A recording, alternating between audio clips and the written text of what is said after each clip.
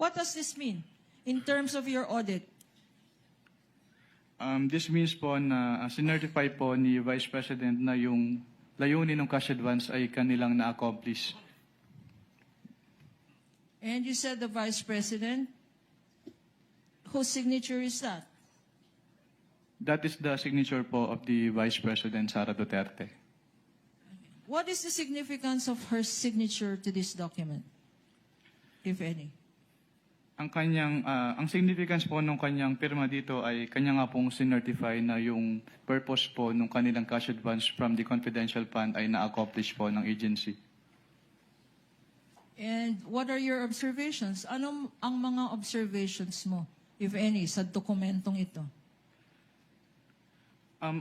Actually, it is one of the proforma annexes po nung Joint Circular 2015-01. Siguro ang napansin ko lang dito ay yung period covered na December 21 to 31, 2022 since the cash advance was supposedly for the fourth quarter of the 2022 of the OBP. Pero other than that naman po, this document is compliant naman po with the requirement of the Joint Circular 2015-01. Again, para maintindihan namin, sabi mo, ang na-observe mo, yung period. Yung period, Mr. Witness. Anong period covered dito? Based on this liquidation report po, ang period covered ay December 21 to 31, 2022. What is the significance? Bakit mo napansin itong period na to? Napansin ko lang naman po yun kasi yung kanilang cash advance based on the fiscal and financial plan po supposedly is for the whole fourth quarter of 2022. Pero based on this document po, na-disburse lang siya from December 21 to 31, 2022 or around 11 days. Okay. Sinabi mo, whole quarter of 2022.